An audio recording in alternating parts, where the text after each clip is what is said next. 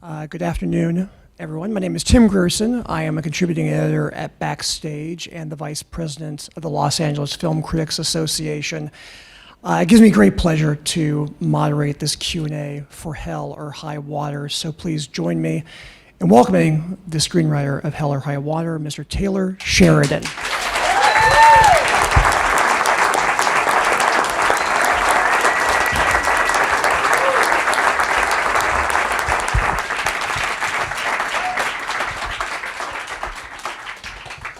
So Taylor, thanks for being with us today. This morning you got nominated for a BAFTA for Best Original Screenplay, so congratulations.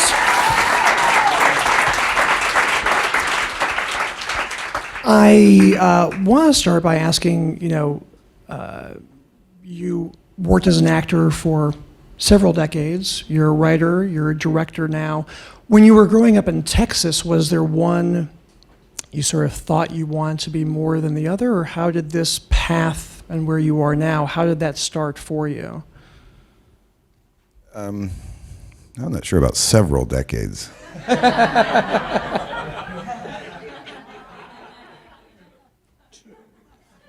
Two. Yeah, I think that storytelling is an evolution, and I'm assuming that this is mostly actors, and you'll find yourself, everyone has a story that they want to tell. Some people, their skill is much more embodying that, which is obviously an actor's role. It was always the understanding of the story as opposed to necessarily the embodiment of the character. That my skill, that's what I relied on, which only gets you so far as an actor. But as a writer, it's obviously, it's the foundation of what you do. So I was on a TV series, and I recognized that with a little assistance from the network, that this was about all I was ever going to be, and then I wasn't satisfied with that. So then I started writing. But the thing that actually motivated me was having read Larry McMurtry's Lonesome Dove, and then seeing that execution in a miniseries. And it was having read the novel first. I was 18 years old. I think that might have been the first novel I actually read.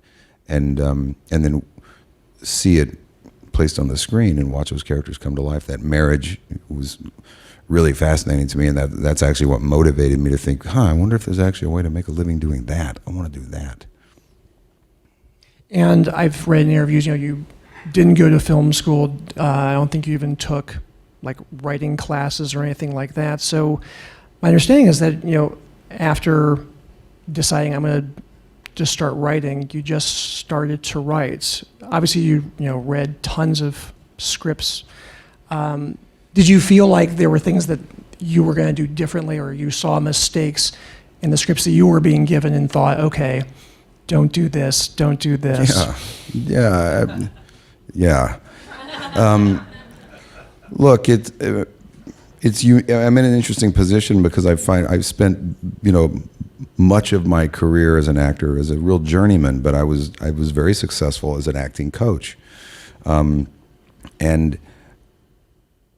as most of you, all of you know, really good roles in really good projects are very rarely auditioned for. They're offered, and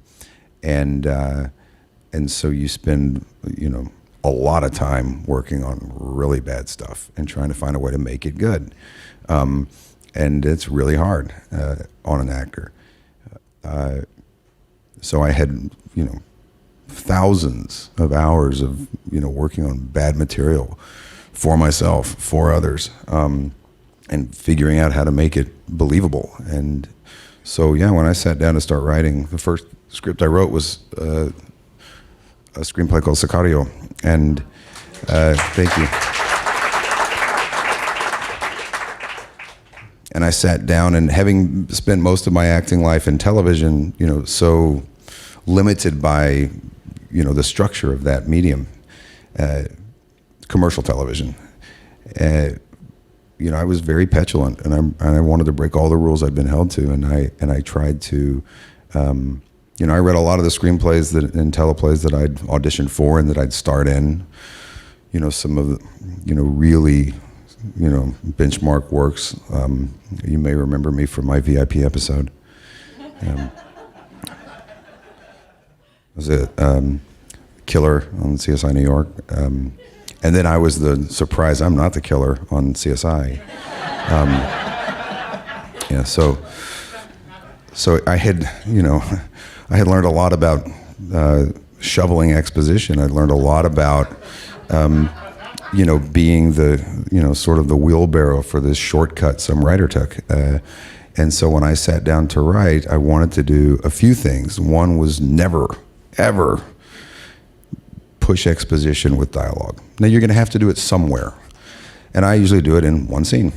And in Hell or High Water, it's the scene with the lawyer. It took about a minute and a half. And we just got all that shit out, and then, okay, let's get back to the movie. All right, so now you understand where and why and how and what we're doing. Okay, let's get back. Let's get back to character.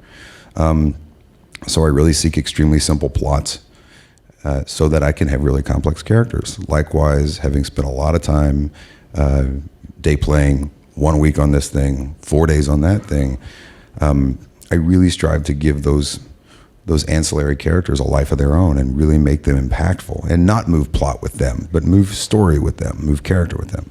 And I think it enhances the authenticity of the piece.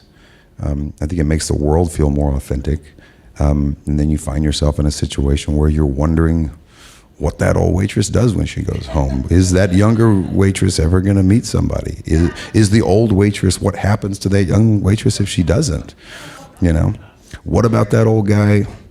It's the cafe and the old guy with the truck and all the, you get a sense of their lives and a point of view, which as an actor is all you're striving to give a scene. Unfortunately, a lot of times a writer didn't bother helping you with that. That's the great challenge you face. Acting good material is not that hard. I found the 2 or 3 times I had good material to work with. Acting bad material is really hard, but it makes you so appreciative of coming across something that's genuine. So I tried really hard with Hell or High Water and Sicario, but really Hell or High Water, to make every single character, if they had one word, I wanted to get a sense of their life. Who was that person? With Hell or High Water, I watched this again yesterday, and I was struck by there's just so many great elements in this movie. You have this great brother dynamic that's going on. You've got the West Texas environment. You've got this idea of banks foreclosing and people looking for jobs and everybody kind of not having enough to sort of get by. And you've also got a heist film at the same time. When you started the movie, were all of these elements in your mind, or was it one thing kind of building to something else? Well, it's making the landscape a character, and in my films, generally the antagonist, the ultimate antagonist, is the world that they live in. And as we sit here and watch who's shaping that world and manipulating it and how it's manipulating them, then everyone's reacting to the same thing. You could, if you want to go back to studying plays, it's a very, Greek tragedy, way to approach it. And all of these other ancillary characters are part of that chorus, So the heist element, it's fun, it's exciting. And a movie about oil and banks could be a real downer. So how do you make it enjoyable and still have some kind of lesson at the end of it, or at least some sort of enlightenment about a place and a people? And with both Sicario and this movie, these are original screenplays, which is amazing and sad to say, but it's amazing in this day and age in Hollywood that original screenplays are in fact still getting made. And I'm curious the path of getting both of these made. How incredibly difficult was it? Because it's not based on true stories or comic books or like that. How do these actually end up on the screen? Well, they definitely a journey. The big distinction between writing a screenplay and being an actor, a screenplay is this tangible thing. that you can hand to anybody, and it's either good or it isn't. You have to build a body of work as an actor that people can rely upon, and that catch-22 that exists in that regard.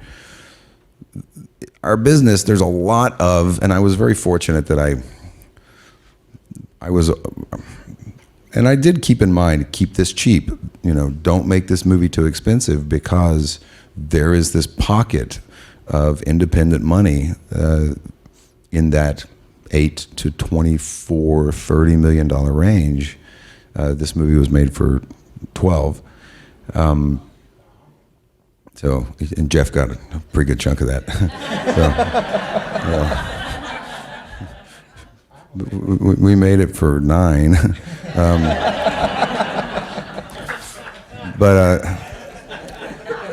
But I was aware of that pocket that exists, and so I tried to keep it.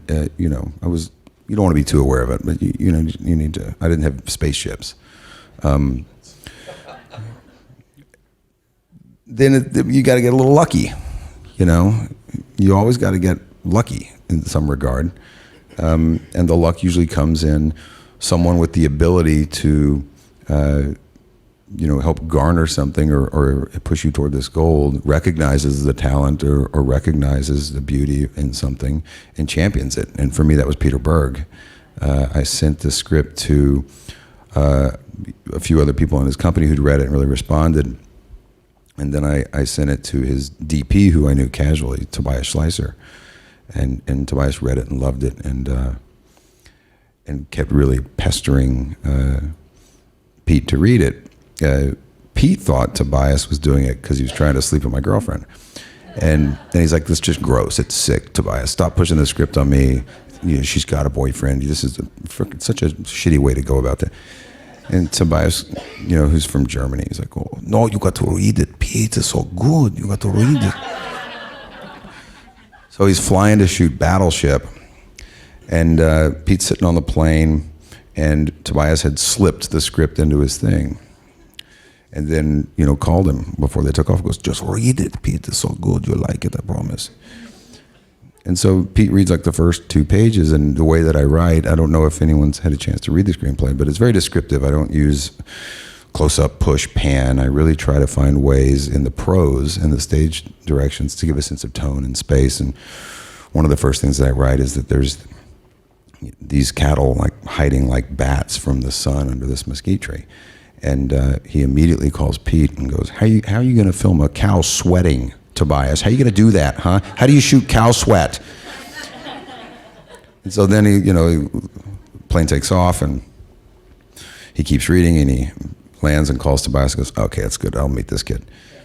And so then I met him, and he really got behind it, and we took it out, and we got really lucky. Because there was an appetite for it. It was a competitive situation, which allowed us to have some real control about who starred in it, when it was made and where it was made and how it was made. So from that standpoint, it was, there was luck. There was timing. And it was very liberating to have something tangible, to go, this. It's so hard for an actor because you don't have that thing. With the 2 brothers, I think Chris Pine and Ben Foster are just tremendous. One of the questions we actually had from the audience, which I think is really great, is when you're writing this or you're writing Sicario, do you think about certain actors that might be good? Do you think about yourself in any of the roles that you write? Yeah, you definitely. I think of... you try not to, because you can write too specifically to that. But there's certainly, I think every role is autobiographical in some way. But I'm not consciously writing them for myself. But yeah, there's an essence of someone, a wit. Certainly there's that sort of sad dynamite quality that Ben has that is really right for it. I didn't know who the hell was going to be Toby until I had lunch with Chris Pine, and we're about another movie, and I was telling him the story, and he listened so well, and he was so sad. There was such an empathy in him, and so then I told him, I was like, you know what, think you should read this. You'd be really interesting for this. And he did. At the same time that we found the director, David Mackenzie, and got everyone together, and it worked out. It's been mentioned, of course, David Mackenzie is not from the U.S. He's a UK filmmaker. Did you have any reservations about somebody not from the States? Because this is such an American, such a Texas. No, I demanded it. We did the same thing with Sicario. I didn't want someone that had their own opinion of Texas. I wanted someone who wanted to capture my vision of it. I wanted someone that was fascinated by it and that wasn't going to judge these things, because it deals with some pretty sensitive social issues. There's casual racism in this thing. We deal with the banks, any number of points of views on gun control, and I didn't want him to have a side, because I try very hard to not have a side when I write. I just tried to hold a mirror up, and so I didn't want someone pushing an agenda, and I wanted someone really fascinated with this landscape and these people. The fresh eyes can see things sometimes just a lot clearer than people that are immersed in it. Because I think what he brings to it is this idea of being, like you said, it doesn't feel like an alien landscape. It feels like it's someone who's looking at it for the first time. And I think for people like myself who grew up here, you feel like you're seeing Texas for the first time in a way. And it's interesting you talk about this idea of not wanting to judge the characters and just kind of hold up a mirror. How do you kind of find that line of deciding, I want this to represent what Texas is like and all its kind of crazy complexities, but I don't want to seem like I'm having a point of view necessarily about the events that I'm portraying? I'm curious as a writer how you kind of decide that. I mean, it's such a case-by-case situation. You can take, Marcus is an excellent example of someone who's, the whole dynamic between Marcus and Alberto is essentially, it's his last relationship ending. He's being forced into retirement, and his wife is dead and has alienated his children because he's been so dedicated to this purpose that he doesn't have anymore. So this is his only relationship, and it's ending. It's breaking up, and he's incapable. He's too insecure and too old and too generationally adapted to a specific way, and so he mocks him in the most superficial means possible. And I had, it was really hard to write those things in a way that would be just shy of really offensive, and yet never anything Alberto would think is funny, and so it was a real dance, and the less of a reaction he got from Alberto, the slightly more offensive and obtuse, these insults became, until he got really educated by Alberto later. So it was a real dance, to strike that balance to where I don't offend an audience. My goal was to make them laugh at things and then cringe that they laughed. That was the dance I was trying to create. Moving to the ending, which I find incredibly satisfying in a way that I feel like a lot of, whether it's an American mainstream film or an indie film like this, is so hard to get right, because I think an audience might expect there's going to be some big final showdown, and instead you did something different in terms of them having kind of a standoff, essentially. Did you always know that was going to be the ending? Did it change during rewrites? No, I knew what I was going to do. I knew what was supposed to be done there. What's supposed to be done there is they're supposed to get in a gunfight. That's what's supposed to happen. And when I got there, I couldn't do it. It felt like I was letting someone off the hook.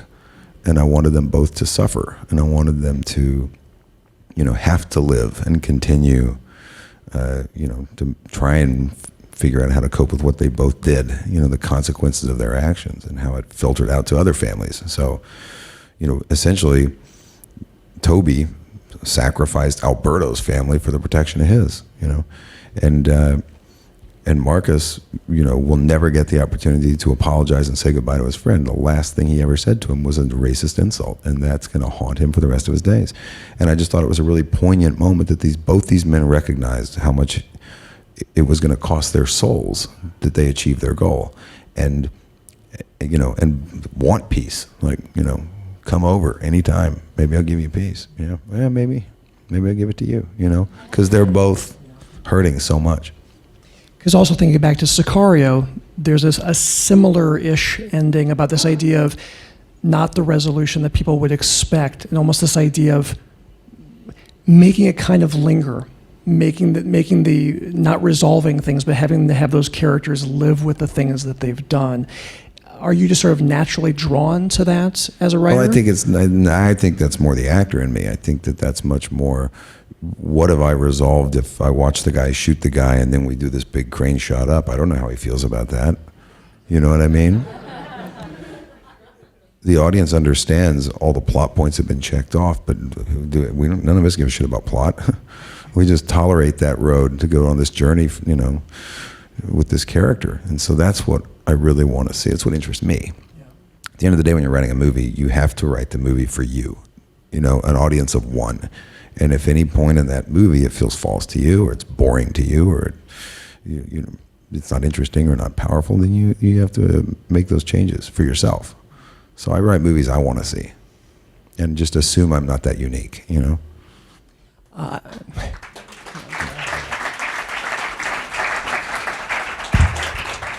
Another question from the audience about Hell or High Water specifically: was there a particular scene in this movie while you were writing it that was incredibly difficult to write? And if so, what was that scene, and how did you kind of get past whatever it was that kept you from kind of cracking it? You got to remember, I write really, really simple plots. They're not hard to crack. I'm going to rob banks. A guy's going to chase me. And at some point, I'm going to rob a bank where a whole lot of people get guns, and then I'm in trouble. This is the plot. There's not much to it. Which allows me to mine, what these characters are actually experiencing in these relationships. And I know that before I start. So what becomes difficult for me isn't, sort of the intellectual figuring out how to do this, crack this moment. What is this moment about? I know exactly what it's about. Sometimes the hardest scene to write it's hard because it's so reflective of who you are, So for me, the hardest scene to write was Toby telling his son, don't be like me.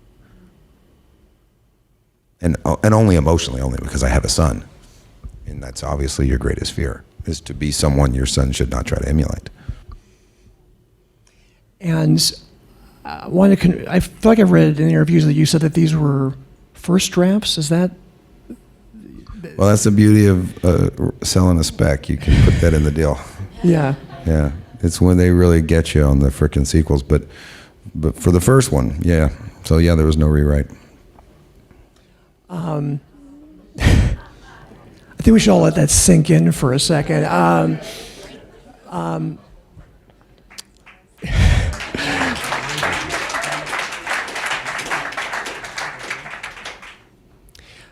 Now that because you have a film, for people who don't know, you have a film at Sundance next week that you've directed called Wind River that's going to be playing next week at the festival.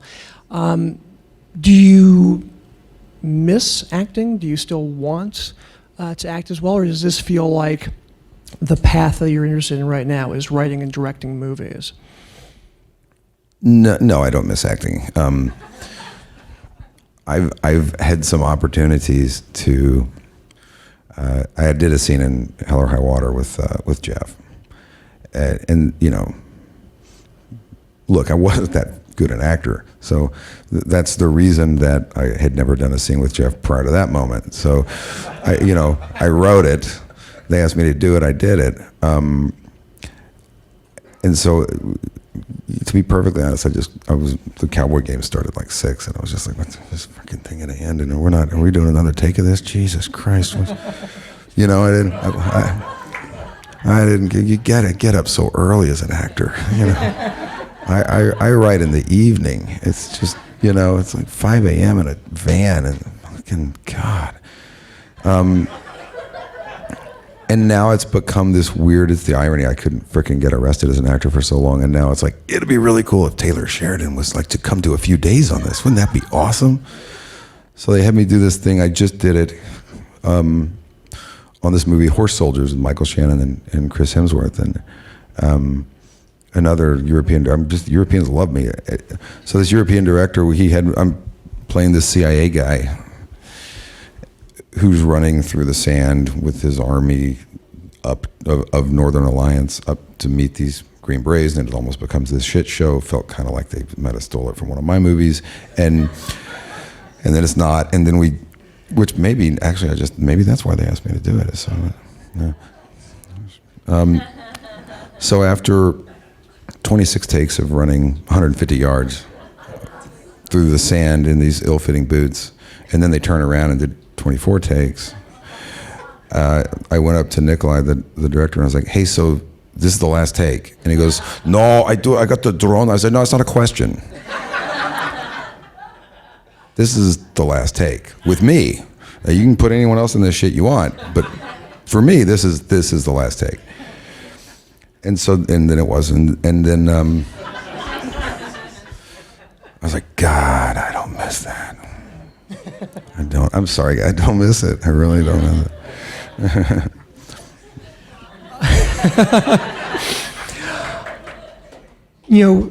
Acting and then writing and then seeing other actors perform your work. Have you learned anything new about acting just by watching other people perform your dialogue? It's interesting to watch different processes, No, I got to say it's probably the greatest joy as an artist that I've ever had is to watch someone else, bring something that you imagined to life and then watch that grow beyond that.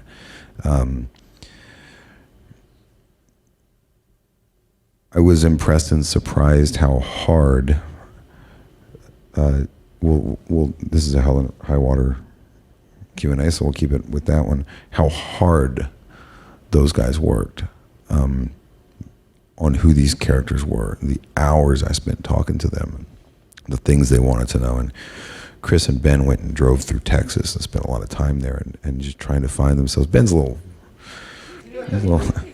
he I can't tell that story now. He's method. Oh, Ben's a method actor.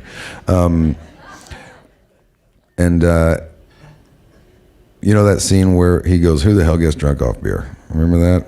He does in that scene. He was freaking hammered. But I was really impressed with the commitment and how hard they worked and how much they wanted to understand. It was a real honor. In terms of transitioning from acting to writing, other people in that position might be nervous and feel like they have to act like they know what they're doing and betray no sense of insecurity, like actors who become directors talk about this. Did you have any hesitation in terms of when you first started doing meetings and talking to other actors about your work, or did it feel like a natural transition for you? Well, a really important thing to, I think, note is that nobody knows what they're doing. Like, none of us have any idea. Whether you're a director, an actor, or a writer, you had no idea, and then you forced yourself to have an idea, and then that day ended, and you did good, and then you have no idea the next day, and you got to do it again.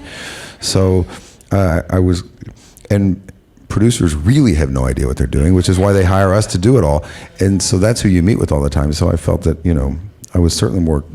Yeah, no, I had no problem with that. Congratulations on this movie. Thank you. Thank you very much. Thank you. Thank you.